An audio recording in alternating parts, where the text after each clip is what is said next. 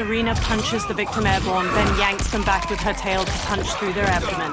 Natara kicks her victim upward, then stabs her claws through their neck before slamming across the floor. The attacker hits the victim's face with a hook, then twists their arm to break their shoulder. Sub-Zero slides on ice shards which stab up through his victim's abdomen and skull. He then chops down with an ice wall hammer. Think you've overcome me? Think again.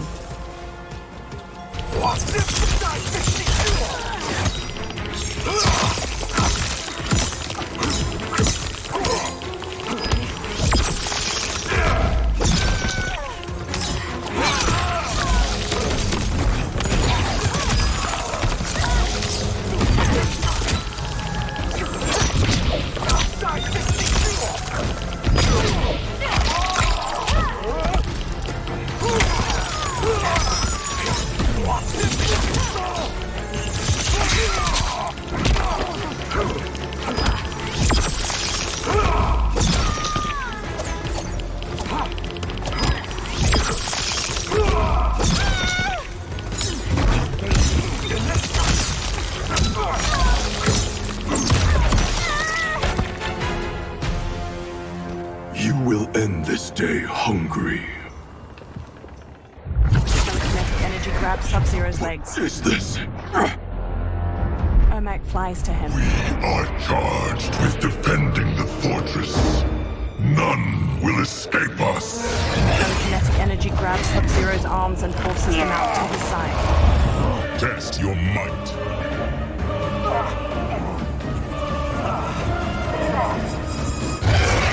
Sub-Zero launches an ice bolt at Ermac, knocking him out of the air to the ground. You are Quan Chi's creation. Liu Kang warned about you.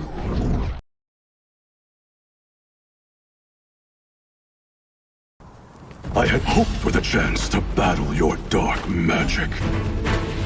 Fight!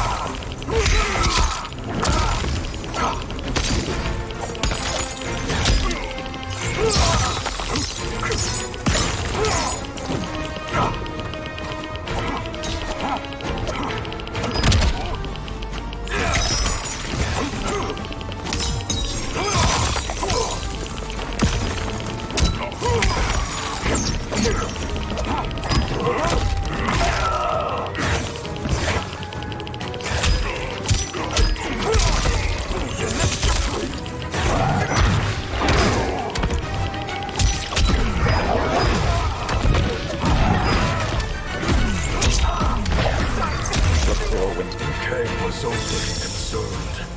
Your magic does not exist.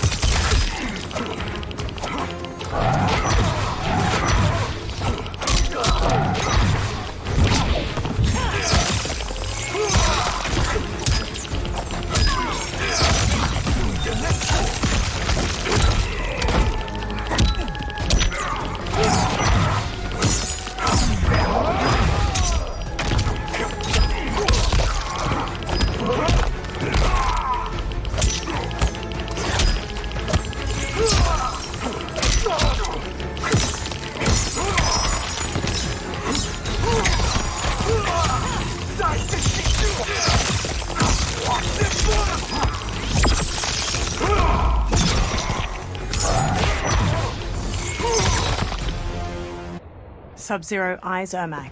You're not so fearsome. Scorpion and Smoke run to him. You're both unharmed? We are, brother. Good. After our years of idleness, it pleases me to again face combat. I will be pleased when we complete our mission. They sprint across the fortress. Sub-Zero blasts a trail of ice and slides across it to a wall beside a portcullis. Scorpion and Smoke stand on the other side of it. Sub-Zero peers through the opening, then nods to the other two before sneaking through it with them. They step to an inactive Soul Stealer, its fused humanoid bones bound to strips of cloth and shaped into a tall spiral. Sub-Zero reaches toward it. Be careful with what you're handling. We have no time for mistakes. Scorpion, Smoke, and Sub-Zero slink away toward numerous other Soul Stealers. Continue working. I must oversee production of the remaining basins. Quan Chi steps away from cloaked workers constructing a Soul Stealer. He walks through an enormous archway lined with terracotta soldiers leading into the fortress. Sub-Zero covers the mouth of a guard from behind and impales his chest with an ice dagger before setting him down. That's Quan Chi. The other sorcerer Liu Kang described. Kuai Liang and I will capture him. Stay here. Do not let them activate the Soul Stealers.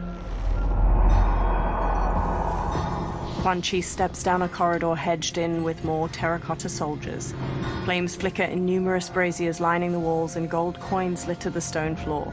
Sub-Zero and Scorpion slowly follow him as he steps through a doorway into another room. Sub-Zero pauses by a heap of gold coins. He picks one up and inspects it in the firelight. He looks past it at mounds of gold coins sitting in the room beyond the corridor. Sub-Zero and Scorpion look past the treasure at Quan Chi on the other side of the room with multiple women in leather armor and skeletal masks. There will be spoils in this war. Let us win it first, brother. They glance at the doorway behind them, then hurry off as Shang Tsung emerges from it. Smirking, Shang Tsung strides across the treasure room toward Quan Chi and the women. Quan Chi steps to him. Will the Soul Stealers be completed on time, Quan Chi? Yes. Our benefactor's guidance has proven most helpful. If we break it, we'll halt their construction. Agreed. Sub-Zero and Scorpion step out from behind a large ruined door and charge Quan Chi and Shang Tsung. Green energy pools around Quan Chi's hands and he blasts heaps of skulls at Sub-Zero. Sub-Zero smashes his way through them while Scorpion trades blows with Shang Tsung. Sub-Zero and Quan Chi each dodge the other's kicks. Then Sub-Zero front kicks him back. Ah, the Lin Kuei. We have been expecting you. Were you told also to expect defeat? This ends no other way. Fight!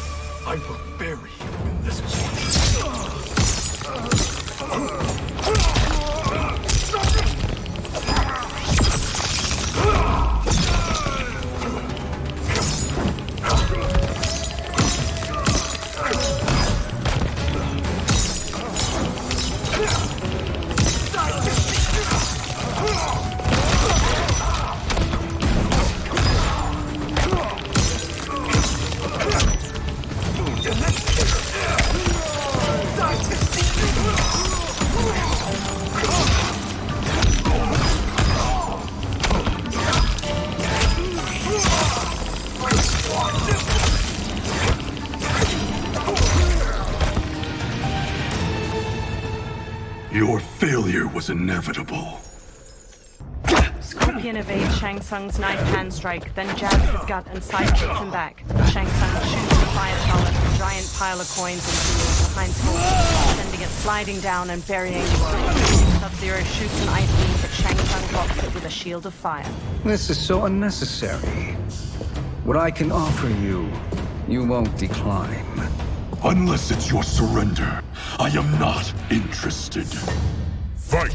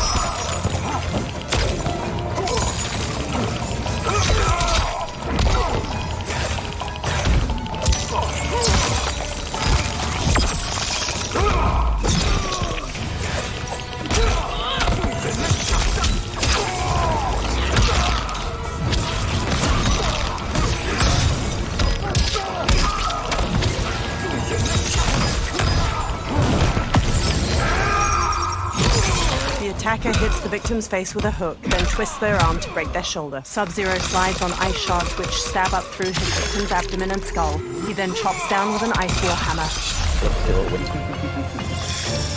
It is your choice.